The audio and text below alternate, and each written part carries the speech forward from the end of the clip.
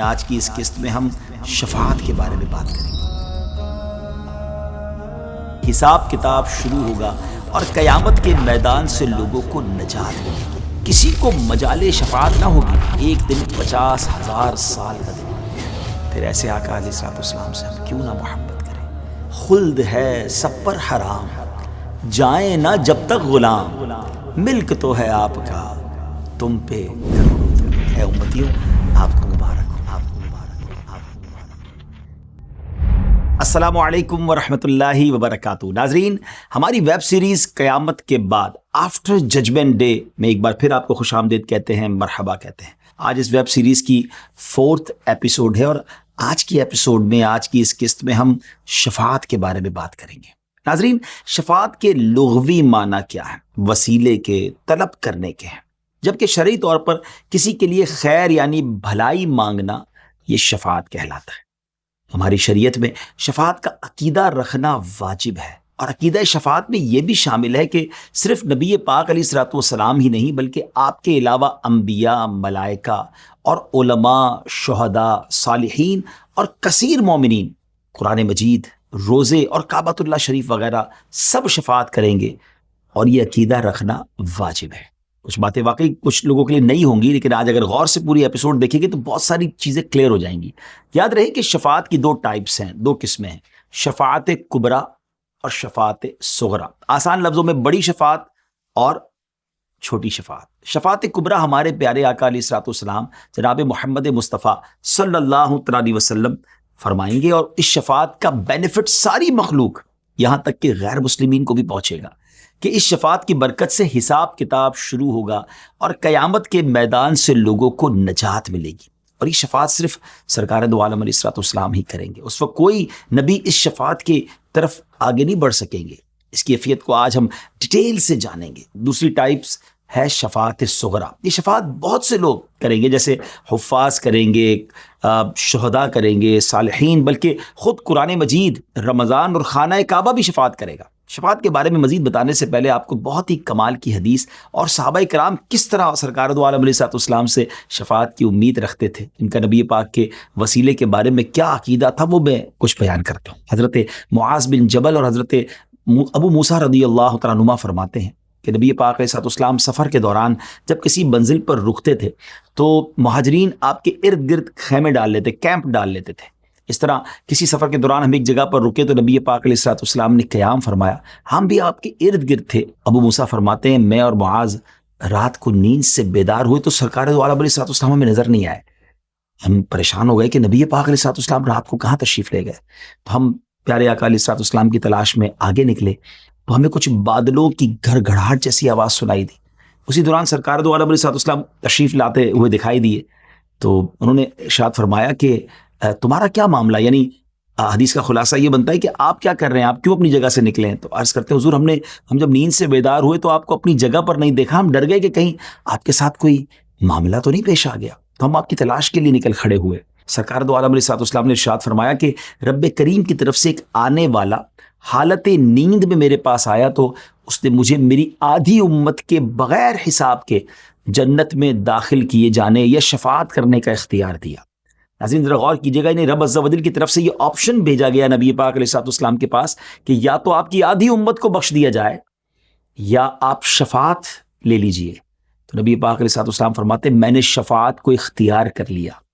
اس سے ایک بات سمجھ آتی ہے ناظرین کہ آدھی سے زیادہ امت، یعنی غور کیا جائے کہ نبی پاک کے کتنے سارے امتی شفاعت کی برکت سے بخشے جائیں گے، کیونکہ آدھی امت کی بخشش کا تو آپشن دیا گیا تھا نبی پاک کو۔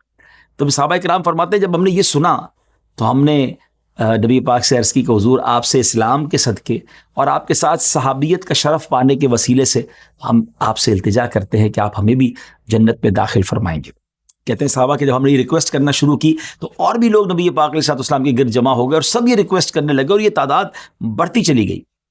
سبحان اللہ، شافع روز محشر رسول اللہ صلی اللہ علیہ وسلم نے کیا حوصلہ افزا ارشاد فرمایا، فرماتے ہیں میں اپنی شفاعت ہر اس شخص کے لیے کروں گا جو اس حال میں فوت ہوا کہ اللہ تعالیٰ کے ساتھ شرک نہ کرتا ہو، یعنی ہر ایمان والے کی انشاءاللہ وہ شفاعت فرمائیں گے۔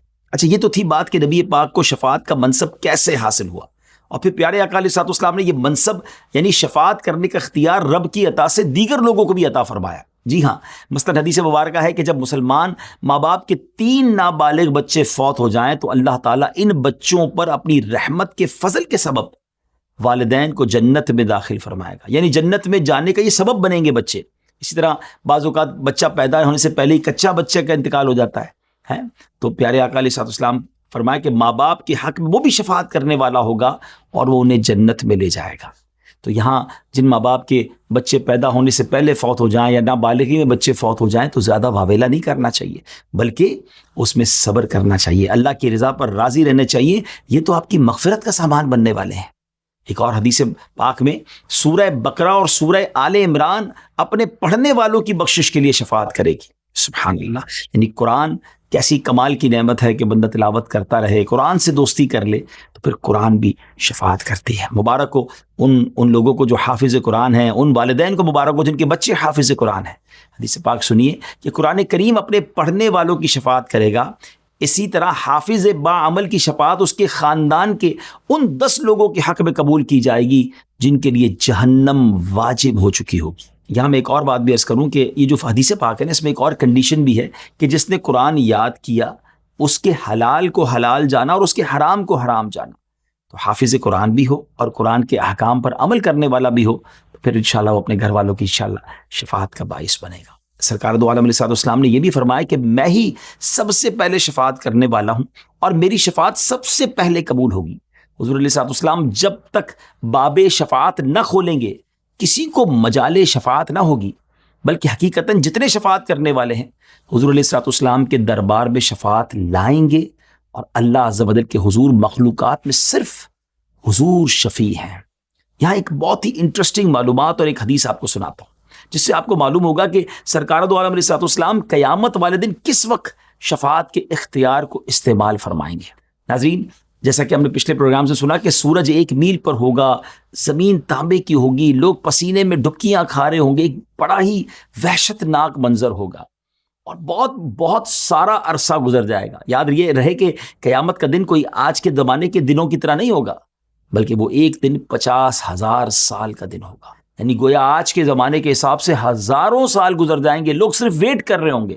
اور آپ کو پتہ ہے گرمی میں کسی کا ویٹ کرنا آج کے دور میں 5-10 منٹ نہیں گزرتے اور وہاں ہزاروں سال کا ویٹ ہو چکا ہوگا. اینڈ آف دا ڈے جو اہل محشر ہوں گے، قیامت کے جو لوگ ہوں گے، وہ مل کر پلان کریں گے کہ کیوں نہ کوئی ہمارے رب کے یہاں ہماری شفاعت کرے اور ہمیں اس تکلیف سے چھٹکارا دلا دے. چنانچہ وہ حضرت آدم علیہ الصلوۃ والسلام کے پاس آئیں گے اور عرض کریں گے، اے آدم علیہ السلام، آپ ابو البشر ہیں، اللہ پاک نے آپ کو اپنے دستے قدرت سے بنایا، اپنے تمام فرشتوں سے آپ کو سجدہ کرایا اور تمام اشیاء کے نام آپ کو سکھائے. آپ اپنے رب کریم کے حضور ہماری شفاعت کیجئے کہ وہ ہمیں اس پریشانی سے راحت عطا فرمائے. حضرت آدم علیہ الصلوۃ والسلام فرمائیں گے، میں یہاں تمہاری کوئی مدد نہیں کر سکتا. وہ اپنے رب کریم کی بارگاہ میں سفارش کرنے سے حیا کریں گے اور فرمائیں گے، تم لوگ حضرت نوح علیہ السلام کے پاس جاؤ، اذهبوا الی غیری، کسی اور کے پاس جاؤ. لوگ حضرت نوح علیہ السلام کے پاس جائیں گے، ان کے سامنے ان کے فضائل بیان کریں گے. وہ کہیں گے، آج میں تمہاری مدد نہیں کر سکتا، اللہ نے ایسا غضب کیا ہے جو پہلے کبھی نہیں کیا. ایسا کرو، حضرت ابراہیم علیہ السلام کے پاس جاؤ. پھر حضرت ابراہیم حضرت موسیٰ کے پاس بھیجیں گے، حضرت موسیٰ حضرت عیسیٰ کے پاس بھیجیں گے. یعنی اہل محشر چکر لگا رہے ہوں گے ایک کے بعد دوسرے نبی علیہ السلام کے پاس. جب لوگ حضرت عیسیٰ علیہ السلام کے پاس جائیں گے تو آپ ان سے فرمائیں گے، آج میں تمہاری مدد نہیں کر سکتا، لیکن ہاں تم حضرت محمد مصطفیٰ صلی اللہ علیہ وسلم کے پاس جاؤ. وہ اللہ کریم کے خاص بندے ہیں جن کے سبب اللہ کریم نے ان کے اگلوں اور پچھلوں کے گناہوں کو بخش دیا. آپ صلی اللہ علیہ وسلم فرماتے، پھر لوگ میرے پاس حاضر ہوں گے تو میں مسلمانوں کی 2 قطاروں کے درمیان چلتا ہوا اجازت لینے کے لیے اپنے رب کریم کے حضور حاضر ہوں گا. بس اپنے رب کریم کو دیکھتے ہی میں سجدے میں چلا جاؤں گا، جب تک اللہ پاک چاہے گا مجھے اس حالت میں رہنے دے گا. اللہ اکبر. اب ذرا غور کیجئے کہ اللہ کے حبیب علیہ الصلوۃ والسلام سجدہ کیوں کریں گے؟ طویل سجدہ کریں گے. ایک روایت کے مطابق وہ 1 ہفتہ، آج کے دنیا کے زمانے کے مطابق وہ 1 ہفتے کا سجدہ ہوگا، اتنا طویل سجدہ ہوگا. لیکن پھر اٹھایا کس طرح جائے گا اس سجدے سے، کس پیار سے ندا دی جائے گی؟ ارشاد ہوگا، اے محمد اپنا سر اٹھائیے، کہیے آپ کی سنی جائے گی، شفاعت کیجئے آپ کی شفاعت قبول کی جائے گی، مانگیے آپ کو عطا کیا جائے گا۔ محبوب و محب کا پیار دیکھیں، اللہ اپنے حبیب سے کس قدر محبت فرماتا ہے، اور نبی پاک اپنی امت سے کتنی محبت فرماتے ہیں کہ سجدے میں کیوں ہیں؟ ہم گناہ گاروں کے لیے۔ پھر آقا علیہ الصلوۃ والسلام فرماتے ہیں میں اپنا سر اٹھاؤں گا اور اللہ کریم کی وہ حمد کروں گا جو وہ مجھے سکھائے گا، پھر میں شفاعت کروں گا تو میرے لیے ایک حد بیان کر دی جائے گی، پس میں شفاعت کر کے لوگوں کو جنت میں داخل کروں گا۔ پیارے ویورز، یہ معاملہ 3 بار ہوگا۔ آپ علیہ الصلوۃ والسلام فرماتے پھر میں چوتھی بار شفاعت کے لیے اللہ پاک کی طرف رجوع کروں گا اور عرض کروں گا اے میرے رب، جس کو قرآن نے روک رکھا ہے اس کے سوا کوئی باقی نہیں رہا۔ پھر اسے بھی جہنم سے نکال لیا جائے گا جس نے لا الہ الا اللہ کہا ہوگا اور اس کے دل میں جو کے دانے کے برابر ہی بھلائی ہوگی۔ پھر اسے بھی نکال لیا جائے گا جس کے دل میں گیہوں کے ایک دانے کے برابر نیکی ہوگی اور اس نے لا الہ الا اللہ کہا ہوگا۔ پھر اس لا الہ الا اللہ کہنے والے کو بھی نکال لیا جائے گا جس کے دل میں ذرہ برابر بھی بھلائی ہوگی۔ اللہ اکبر! ذرا غور کیجئے میرے آقا کیسے شفیق ہے، کیسے مہربان ہے، تلاش کر کر کے اپنے امتیوں کی شفاعت فرمائیں گے، جہنم میں جانے والوں کو بھی جہنم سے نکال لائیں گے۔ پھر ایسے آقا علیہ الصلوۃ والسلام سے ہم کیوں نہ محبت کریں؟ کتنی ضرورت ہے ہمیں ان کی شفاعت کی، ان کو راضی کرنے والے ہمیں کام کرنے چاہیے۔ اب آگے چلتے ہیں۔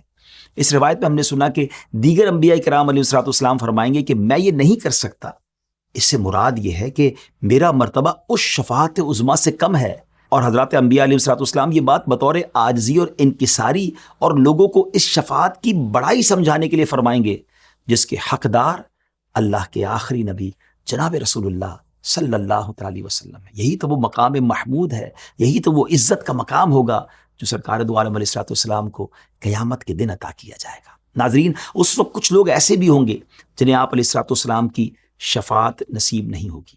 ذرا غور کیجئے وہ بد نصیب کیسا ہوگا۔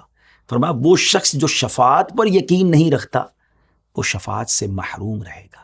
ایک اور حدیث پاک میں ہے کہ صحابہ کا گستاخ، صحابہ کو برا بھلا کہنے والے کو بھی نبی پاک کی شفاعت سے حصہ نہیں ملے گا۔